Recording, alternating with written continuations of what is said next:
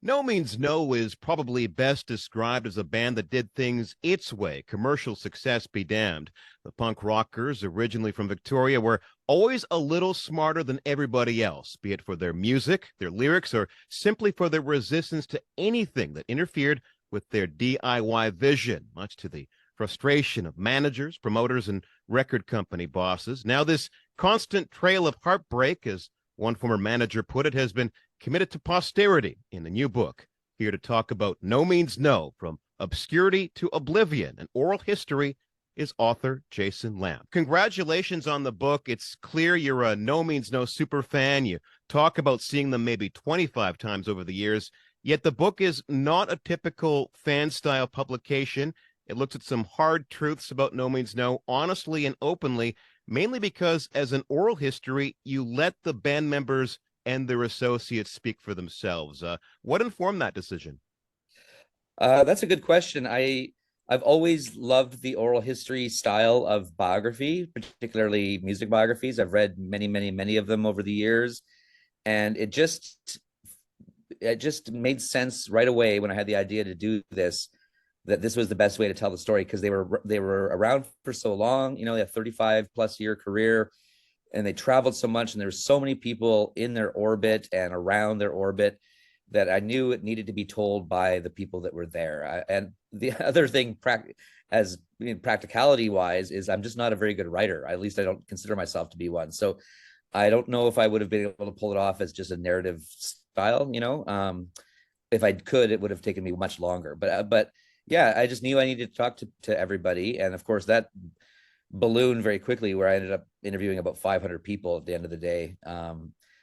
Yeah, I love that style, and I'm fairly proud of what I put together with my buddy Paul Prescott, by the way, to make it to flow well and make it sort of feel like a narrative, even though it's many different people's voices. Well, Yeah. let's talk a little bit about why you wrote the book. Early on, you described it as a quote, introduction for the uninitiated and a celebration for those who already adore them, a love letter from the folks who know. That's a bit of a tightrope to walk. How successful do you think you were there? I'm not too sure. It only has been out for a short time, and um, I'm insulated because I'm in the No Means No world. So I most of my interactions are with fellow No Means No fans and on fan pages and such. So it's hard for me to know yet if there's people reading it that don't know much or anything about the band, if it's a readable book for them. I hope so.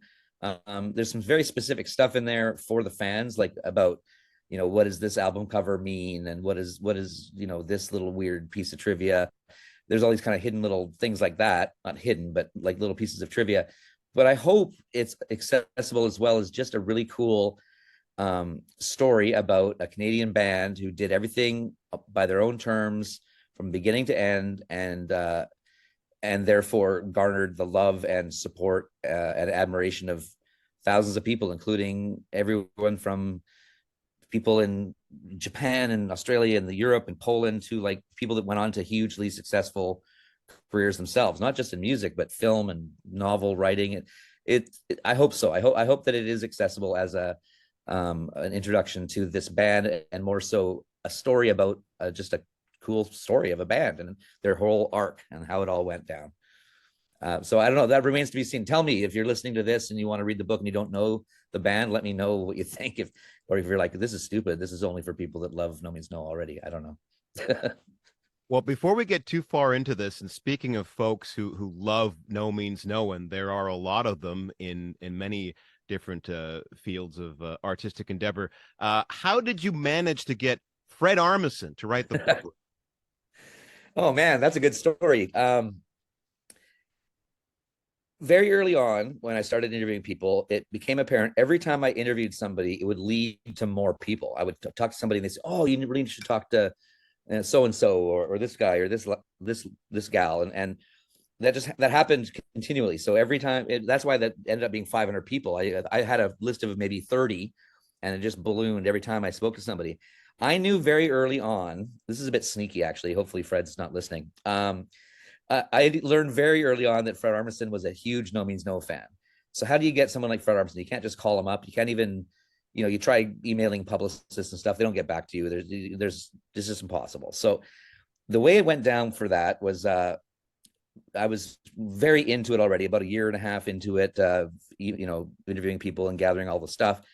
And I also learned that Bob Mothersbaugh, aka Bob One of Devo, was a No Means No fan. So I knew this guy through Facebook named Michael, who is kind of Devo's archivist in a way. He tours with them, and he's a big fan, but also friends with them. I got a hold of him and said, "Hey, I heard that Bob One's a No Means No fan. I'm writing this book.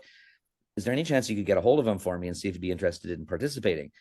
Next thing I know, he did, and I got an email from Bob One saying, "Hey, I'll chat with you." I'm like, "Oh my gosh, I'm going to talk to Bob from Devo. This is amazing." Well, before I talked to him, I remembered that Fred Armisen had drummed for Devo on several live concerts, and he was associated with them in that way. So I interviewed Bob, had a great chat, and at the end, I said, "Hey, Bob, thank you so much. It's really an honor to talk to you. I'm a huge Devo fan. It's really amazing to me how many people are out there that love this band from Victoria who went on to this great fame and fortune in other fields." I said, "There's, other people I'm still trying to track down, like Dave Grohl and Fred Armisen." Right. I'm doing this on purpose. And then he says, "Oh, I know Fred." I said, "Oh, do you?" And he goes, "Yeah. Do you want me to get a hold of him for you?" I said, "That'd be great."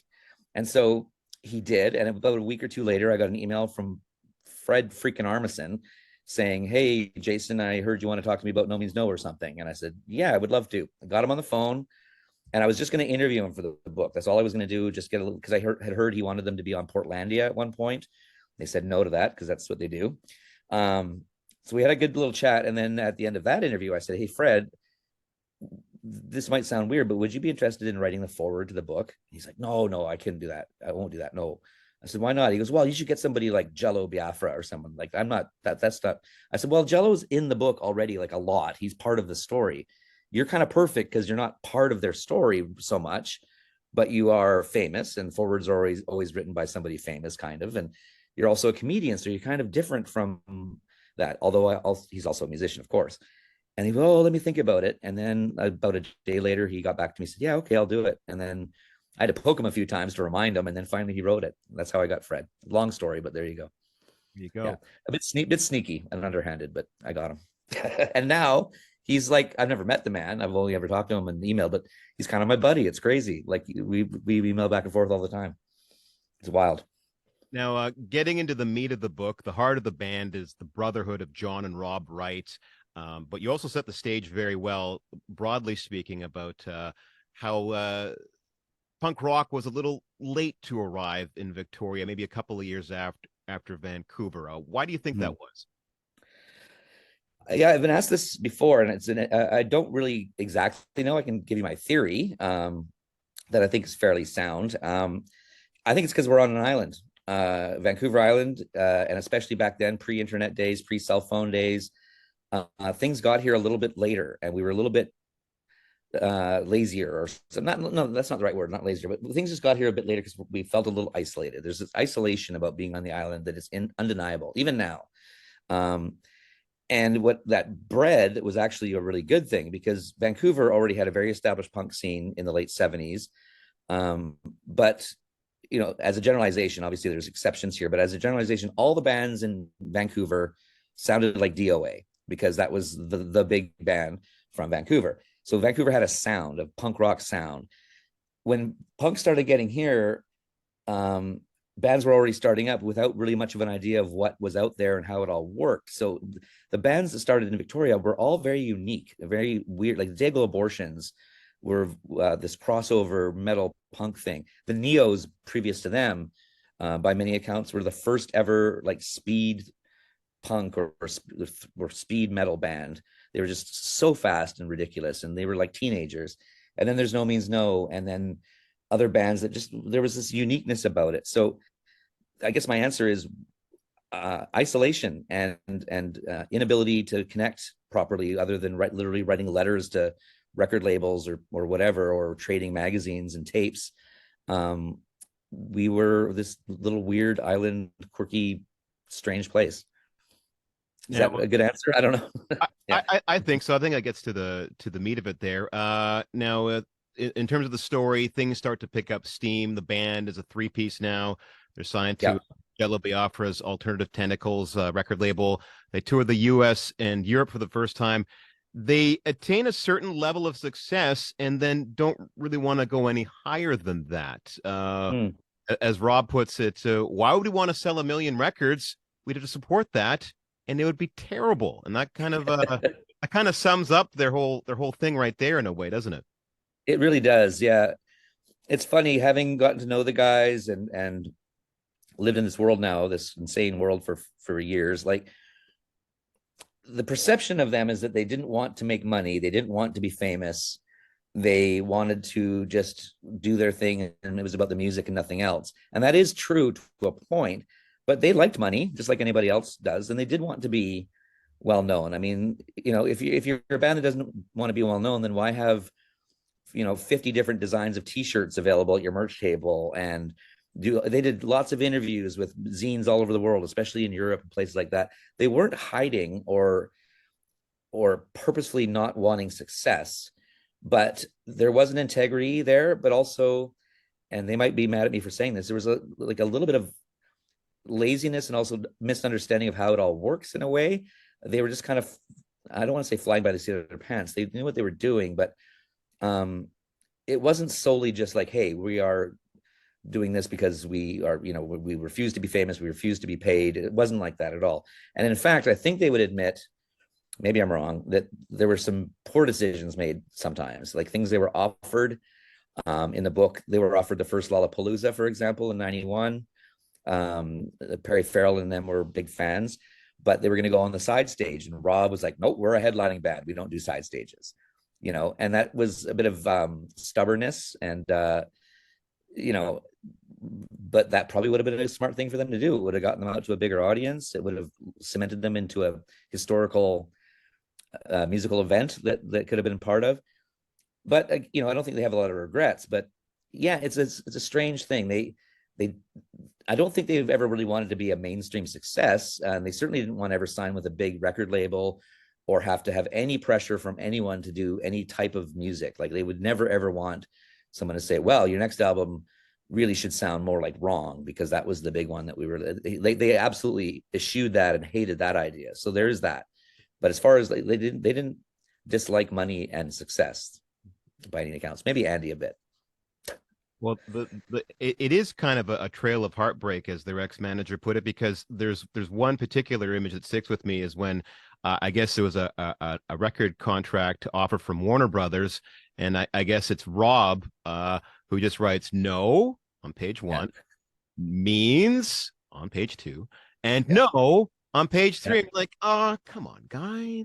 I know. Well, that's definitely Rob. Rob was the main guy like that, and they were offered. I never got real confirmation from these labels and stuff, but from what I heard from several people, Warner Brothers, I believe Atlantic, definitely Virgin Records, all wanted No Means No to sign with them, and they said no to all of it. Yeah, they did put out a Hanson Brothers record, their alter ego hockey band, put out a record on Essential Noise Records, which was a offshoot of Virgin, and that was Laurie Mercer, their manager, is doing. He got that to happen, and he actually, I think at one point, had almost convinced them to sign with Virgin, and then at the last minute, Rob said, "Nah, we're not going to do that." And then he had to go back to Virgin on his hands and knees and say, "I'm really sorry, I can't get them for you." Yeah, I don't know. It is a bit of heartbreak. And poor Laurie, his job was to make this band famous. That's literally his job, and he's working with a band that doesn't want it. It must be such a strange thing to have to, most managers of bands are trying their damnedest. The band really wants to be successful and famous, and they just can't make it happen. Laurie was facing a band where people all around, these big mucky mucks and record labels, wanted No Means No to be famous and rich, and the band themselves were resistant to it. It's very strange. Yeah. Another layer to this story, and it keeps coming back to Rob, but his mental health and anxiety. How did this affect the band? Oh, geez, I don't know. You'd have to ask them. I don't want to speak too much on that. I think only because he was very honest with me, which was really amazing. And I said to him, do you want me to have this in the book? Because one of my things with the book was I was not going to do anything that these guys didn't want to have out there. I'm a fan, first and foremost. It's a love letter, like I say. I wanted to tell the story, but I didn't want it to be gossipy or that kind of a thing. but he was very honest with me about it. I said, okay, well, I think this actually might help a lot of readers who are fans of you that may have struggled with anxiety and stuff as well. How it affected the band was it affected them in a huge way. I mean, they were on tour, and he didn't want to be on tour, so he would be hiding in the van and eating his dinner, and then get dressed and go on stage and play and be amazing, but then take off and back to the hotel or back to the van or wherever they were staying, and left the other guys to meet the fans and do the promo and the interviews. He really kind of dropped out, after having been kind of the leader of the group and the main dude for a long time. He was really ill, really, he was really dealing with a lot of problems, and it affected it hugely. And I think it affected it right till the end, even though that was sort of the beginning of the 2000s. And they still, they were still a band for another 15 years. He got better down the road, but it affected everything. Absolutely. Yeah. Now, you say you don't set out to be gossipy in the book, but there are some really great stories in here, and I just wanted to pull one out of you. Right. The beef between No Means No and or perceived beef between No Means No and Henry Rollins Oh no. over a T-shirt design. So Henry's shirt says "Seek and Destroy" or something like that, and Yeah. No Means No comes out with "Stay home and read a book," which is brilliant. What's kind of Search the and story destroy, I there? think it's that. And stay home, read a book. Yeah. Well, there's a whole passage in the book about that.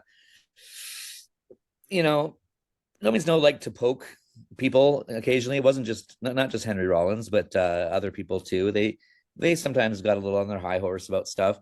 Um, but as Rob says in the book, they love Henry Rollins. They love Black Flag. They were huge Black Flag fans.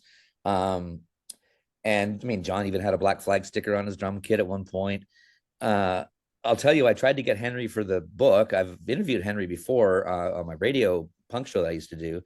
He's a really nice man. But I think he's got some hurt feelings still over that. He wouldn't participate in the book. I asked him several times, and finally he just said, Jason, no. That was his text to me, or his email to me. Jason, no. Because I wanted to get his side of it. But if I can tell you, he's as anybody does as they get older, has mellowed with age. But Henry was a pretty angry young guy back in the day, and he's put out many books. One of them is called The Black Coffee Blues, I think, 1 and 2, and I think it's volume 2. It's his diaries from when he was touring with the Rollins band and stuff. And there's a passage in there about somebody coming up to him and telling him, "Hey, there's this other band that's on this lineup at this festival. They did a parody of your T-shirt," and he talks about wanting to go and beat the shit out of them. And so yeah, they didn't mean to get him rankled like that, but of course, I guess you don't do a parody without knowing that they're going to find out about it. So yeah, I really still wish Henry could have talked to me and given his side of it. But there you go. Yeah, stay home, read a book. I was going to call the book that, but not really. No. Sage advice in any case. Right. Exactly. Eventually, the band is around for so long they become elder statesmen of a sort, and they get teased for it too, but they have a sense of humor about it. I love the line where one fan says, "You should call your next tour the Antiques Roadshow," and then there's a bit of graffiti that they even put on a compilation album that says, "How old is No Means No? Give it up, granddads."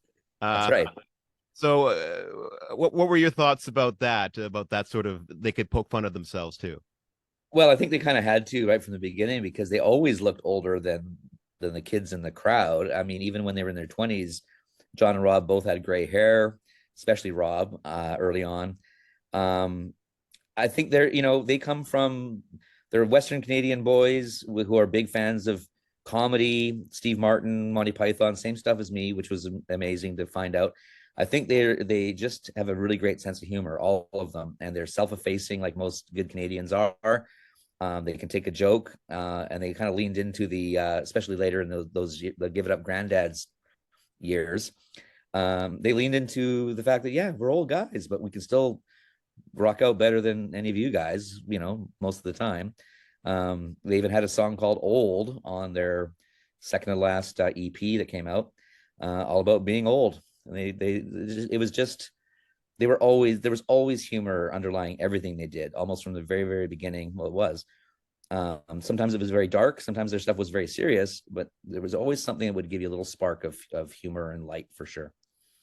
When do you think they knew it was time to pack it in, to call it a day? Well, that's pretty much all Rob right there. So Rob is 8 years older than his brother John. Okay, so significant age difference. He was getting older. Touring was becoming a little harder. He was having back problems and stuff like that. But also he had two new kids, and he wanted to be home and be a dad. That was what he wanted to do.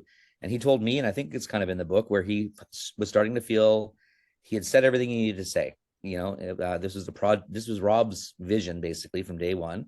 Obviously, John was a big part of it, and everybody, and Andy and Tom too. But it was Rob's thing, and if you want to call it like I don't know what you would call it, a project, a thing that he wanted to get it out in the world. He'd said everything he wanted to say. Didn't really have much more. He wanted to be home with his kids. He didn't really like touring anymore, and he said, "I am done." And so, in typical No Means No fashion, they didn't do a farewell tour. They didn't announce it with big flashy fireworks and say, "Hey, everybody! Oh my God, let's all celebrate how amazing we are. We're going to pack it in." They just John wrote a Facebook post and said, "Yeah, as you've noticed, we've been on a bit of a hiatus. Haven't done shows for a while. Well, we're over." And Tom, specifically, in about a week before that happened or so, Tom announced he was quitting No Means No, and everybody freaked out. Oh my God, there must be tension and drama, and No Means No. Tom's quit. Well, the only reason he did that is because he did not want to be lumped in with retiring, because he was like, "No, I'm not finished. So let me quit, and then you can announce that the band's retiring." John didn't want to stop either, but it was, there is no Means No without Rob Wright. There absolutely is not. So when he decides it's over, it's over. Yeah, he's a very interesting man. I've never met anybody like him that has almost zero sentimentality or nostalgia. He doesn't look in the past. He does what he wants and just does it. And unfortunately, that's affected some of his relationships with people over the years. But it's also admirable in a lot of ways too. Just like, yeah, I'm done. Sorry, you can't come and see us again, but you had lots of chances. So too bad. What do you hope folks get out of the book? I hope young people, obviously I want No Means No fans to like it and to read a lot of stuff they don't know yet about the band, a lot of the unanswered questions over the years. But I would love it if I could hear about young people picking this up and getting inspired to form a band.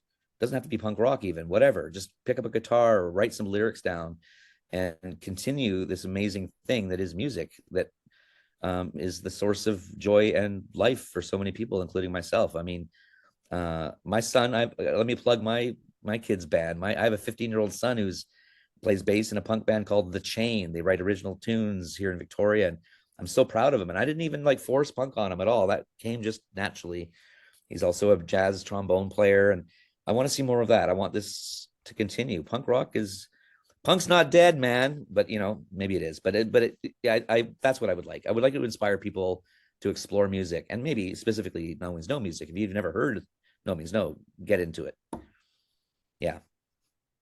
A bit of housekeeping here. You have a couple of appearances coming up February 6th at Bolin Books in Victoria and Yeah. February 7th at Neptune Records here in Vancouver. What can we expect?